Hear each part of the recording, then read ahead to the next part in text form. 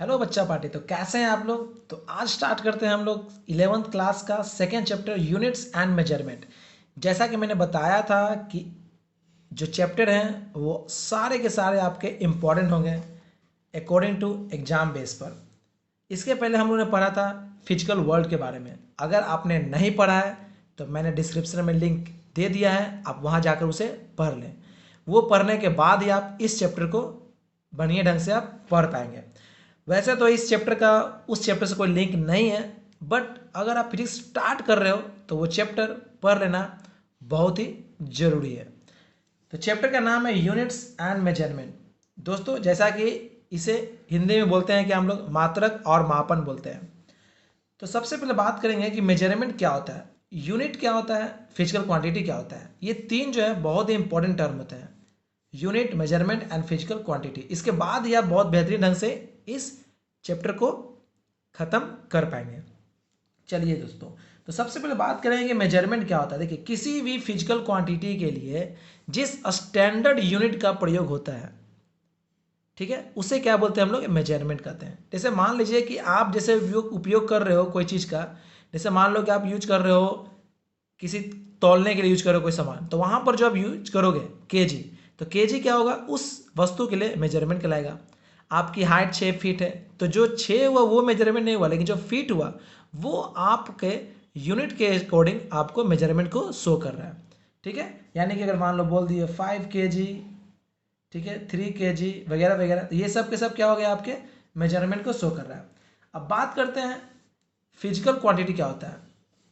तो समझिए, all the quantities in terms of which laws of physical are described and whose measurement is necessary are called physical quantities। मतलब simple सा है कि जिस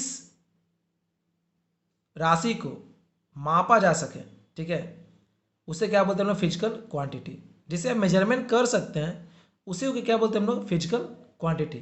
ठीक है, सिंपली, यानी कि वह सारी राशियां जिसे आप आसानी से माप सकते हैं। जैसे में कुछ भी हो, जैसे में आप किसी फोर्स हो, ठीक है, फोर्स ले लो, चाहे वेलोसिटी लो, एक्सलरेशन लो, और भी बहुत सारी चीज़ें हैं। इन सब को आप आसानी से क्या कर सकते हो, मेजरमेंट कर सकते हो। तो जिसे आप आसानी से मेजरमेंट कर सकते हो उसे क्या बोलते हैं, फिजिकल क्वांटिटीज बोलते हैं। अब देखिए, those quantity which can be measured are called physical quantity. Simply क्या बोलते हैं ना, देखिए सिंपली यहाँ मैंने लिख दिया है एक अलग टर्म में कि वे सारे क्वांटिटीज जिसे आप क्या कर सकते हैं, मेजर कर सकते हैं, उसे क्या बोलते हैं, फिजिकल क्वांटिटी बोलते हैं। अब फिजिकल क्वांटिटी कितने होते हैं, दो तरह से होते हैं, एक होते हैं फंडामेंटल, एक होते हैं डिराइव्ड। ध्यान समझना दोस्तों कि ये बहुत इंपॉर्टेंट है, आने वाले पूरे चैप्टर का ये बाप बनने वाला है। ठीक है ना, बिल्कुल, तो दिमाग में बिल्कुल रखना है इसको। ठीक है, देखो फंडामेंटल फिजिकल क्वांटिटी क्या होता है, those physical quantities which are independent, है ना, मतलब वह सारी क्वांटिटी जो क्या हो, बिल्कुल स्वतंत्र हो, यानी किसी पर डिपेंड ही ना हो। ठीक है, आपको एक किसी की सहायता से इसको क्या नहीं करना है, एक्सप्रेस नहीं करना है, ये बिल्कुल फ्री है। जैसे में देखिए, मास, लेंथ और क्या दिया हुआ है, टाइम, ये क्या है, फंडामेंटल फिजिकल क्वांटिटी है। इसको शॉर्ट में बोलते हैं हम लोग एम एल और टी बोलते हैं। ठीक है, एम एल और टी। तो एम एल टी को क्या बोलते हैं हम लोग, मास, लेंथ, टाइम बोलते हैं। और ये क्या है, बिल्कुल फ्री क्वांटिटी है, फिजिकल क्वांटिटी है। इसी का नाम क्या दिया गया, फंडामेंटल फिजिकल क्वांटिटी। और डिराइव्ड क्या होता है, देखिए डिराइव्ड वे सारे फिजिकल क्वांटिटी जो एक्सप्रेस किए जाते हैं बाय द हेल्प ऑफ किसके, फंडामेंटल फिजिकल क्वांटिटी के। यानी कि आप डिराइव्ड को कैसे एक्सप्रेस करेंगे, by the help of fundamental physical quantity. यानी फंडामेंटल है तो डिराइव्ड है, लेकिन डिराइव्ड रहे चाहे नहीं रहे, फंडामेंटल तो रहेगा ही रहेगा। ठीक है, देखिए सिंपली, जैसे मान लो बोला फोर्स, तो फोर्स जब आप लिखते हो तो फोर्स बराबर क्या लिखोगे आप, मास और गुने क्या लिखोगे, एक्सेलरेशन लिखोगे।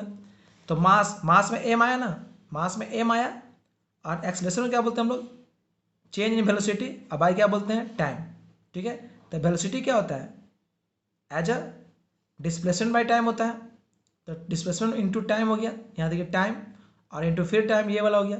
तो क्या हो गया, देख रहे हैं डिस्प्लेसमेंट क्या बोलते हैं, लेंथ बोलते हैं, और टाइम का क्या हो गया, टी, टी का स्क्वायर, और यहाँ आपका एम है। तो एम एल टी, यानी कि देखिए किसी न किसी तरह से जो डिराइव्ड होगा वो किससे लिंक होगा, मास, लेंथ और किससे होगा, टाइम से लिंक होगा। ठीक है, इसलिए बोलते हैं इसको डिराइव्ड, यानी कि जो फंडामेंटल फिजिकल क्वांटिटी की सहायता से एक्सप्रेस किए जाते हो। चलिए दोस्तों, अब बात करते हैं यूनिट्स का। अब जैसे फिजिकल क्वांटिटी आप जानते हैं तो यूनिट के बारे में भी आप जान लीजिए, है ना, सिंपल, ठीक है। तो देखिए, अ definite amount of physical quantity is taken at its standard unit. अब होता क्या है कि अब इतने बड़े बड़े क्वांटिटी मतलब फिजिकल क्वांटिटी है, अब उसको लिखने में भी बहुत कठिनाई होती है, तो उसके लिए क्या हुआ, एक स्टैंडर्ड क्वांटिटी आया है ना, स्टैंडर्ड क्वांटिटी, जिसे आप उसी से आप समझ सकते हैं। जैसे आपको इतना बड़ा कुछ लिखने की जरूरत नहीं है कि हम लिख रहे हैं, मान लो कि हम लिख रहे हैं वेलोसिटी लिख रहे हैं, ठीक है, तो इसको ना लिख के हम सीधे लिख दिए मीटर पर सेकंड लिख दिए, है ना। एक्सेलरेशन लिख रहे हैं, एक्सेलरेशन ना लिख के इतना बड़ा मीटर पर सेकंड स्क्वायर लिख दिए, फोर्स ना लिख के न्यूटन लिख दिए। तो ये शॉर्ट टर्म आप लिखते हैं किसको दर्शाने के लिए, फिजिकल क्वांटिटी को दर्शाने के लिए, है ना। तो इसे क्या बोलते हैं हम लोग, फिजिकल क्वांटिटी, सॉरी इसको बोलते हैं यूनिट बोलते हैं, फिजिकल क्वांटिटी का यूनिट हो गया, ठीक है।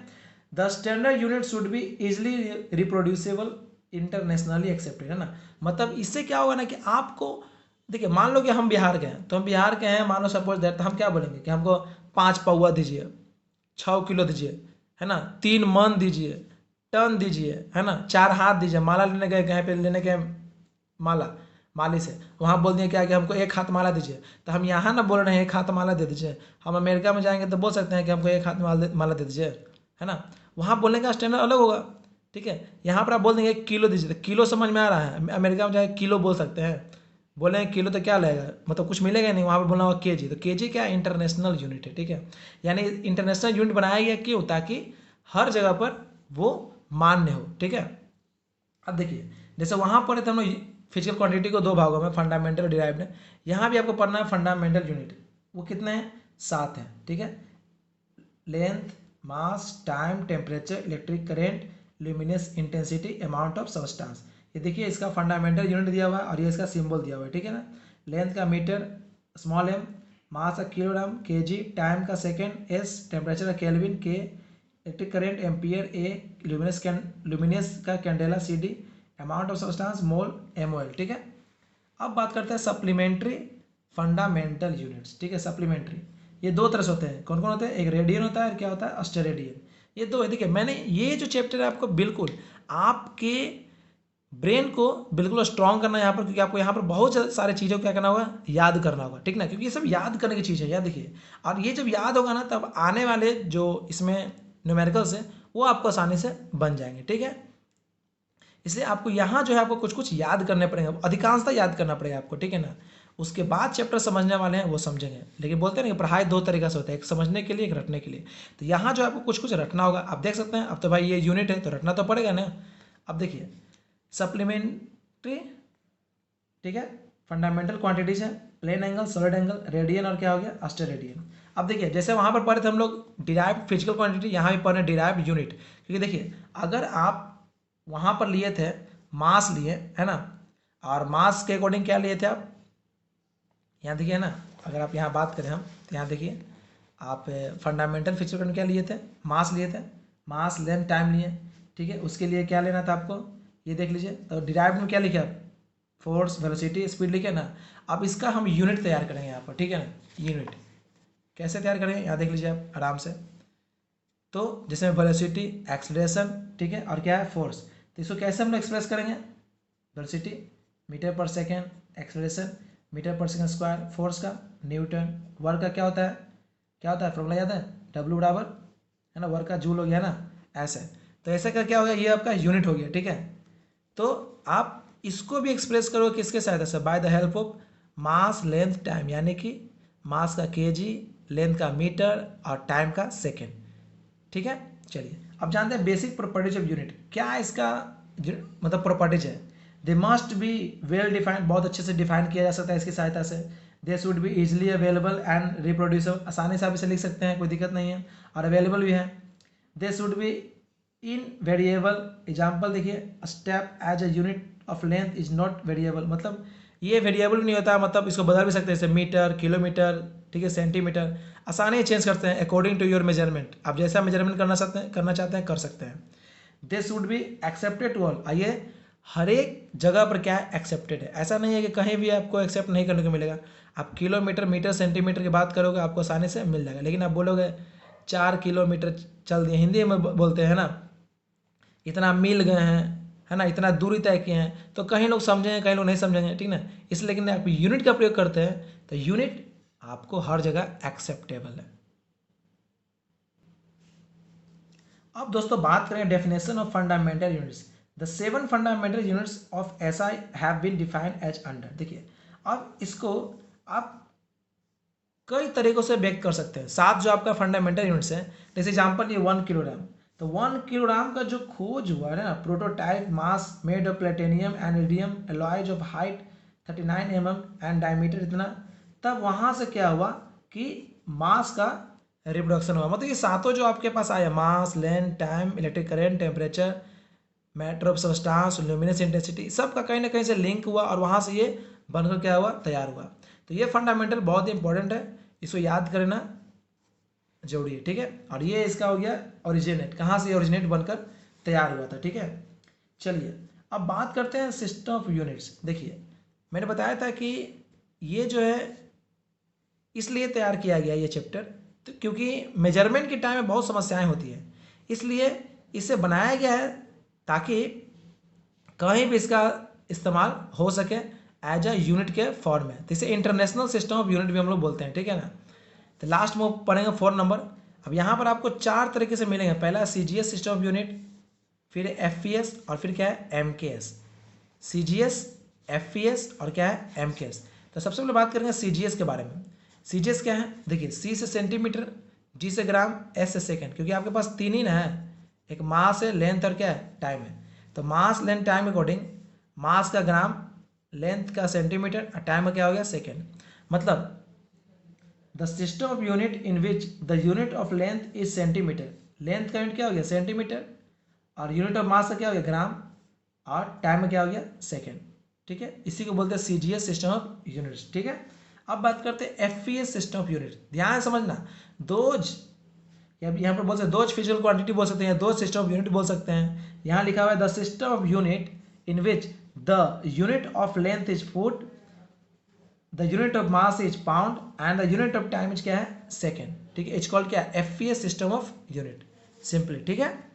उसके बाद बात करते हैं MKS system of unit. MKS क्या होता है, the system of unit in which the unit of length is metre, unit of mass is kilogram and the unit of time is second, is called क्या system of unit, MKS system of unit.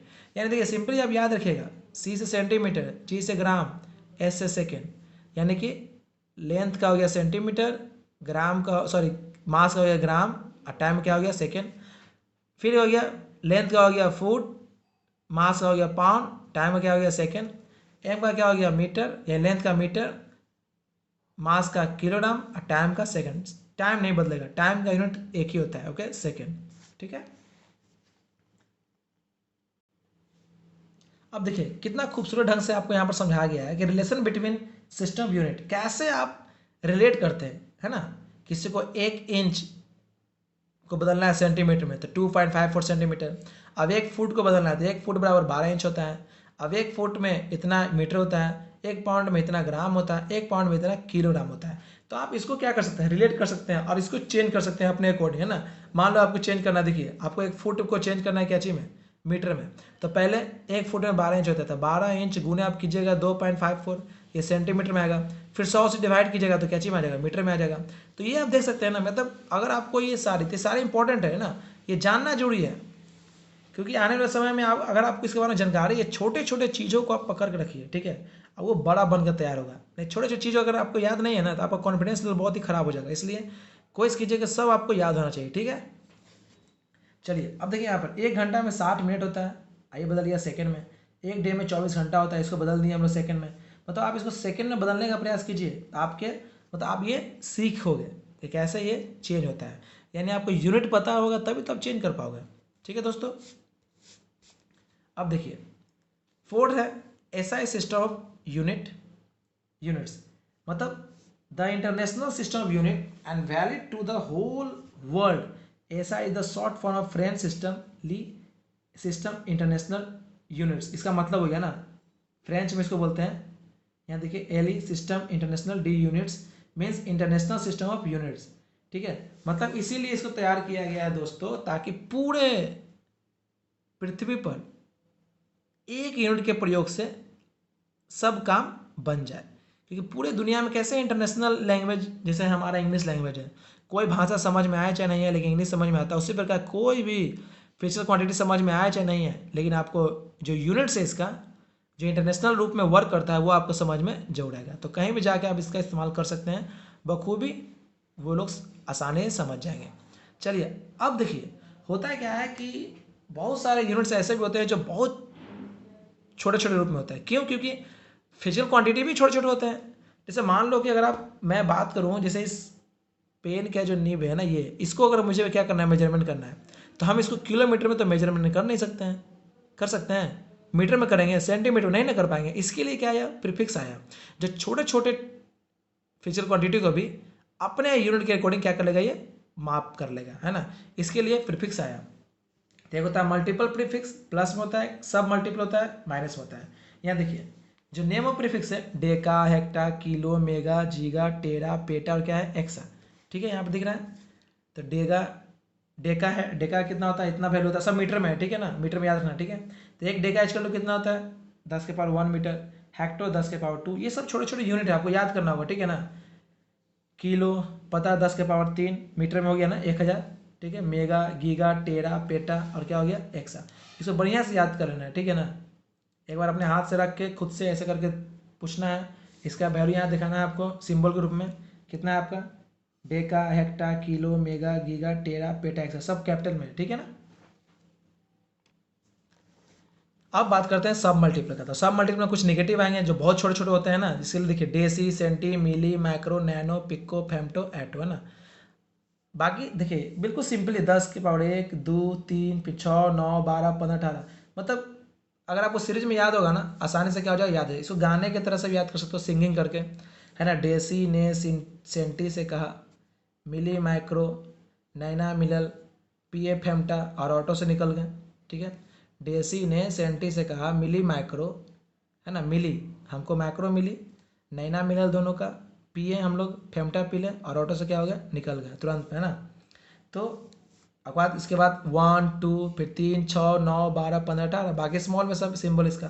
तो ऐसे करके आप क्या कर सकते हैं, याद कर सकते हैं। देखो भाई पढ़ाई से ज़्यादा आपको ट्रिक एंड टेक्निक बहुत जरूरी है ना, तो कितना रट्टा मारोगे, ठीक है। इसलिए थोड़ा सा स्मार्ट तरीके से पढ़ाई करना बहुत जरूरी है, क्योंकि पढ़ाई आजकल जैसे काम आजकल हो गया ना स्मार्ट, उसी वजह पढ़ाई भी स्मार्ट होना चाहिए, ठीक है ना। कम पढ़ें और बेहतरीन पढ़ें, ओके। देखिए ये एक बार कर लीजिए रिकैप, क्योंकि आने वाले समय में इसका इंपॉर्टेंट बहुत जरूरी हो गया है। देखिए डायमेंशन फार्मूला इसी की सहायता से निकालेंगे हम लोग।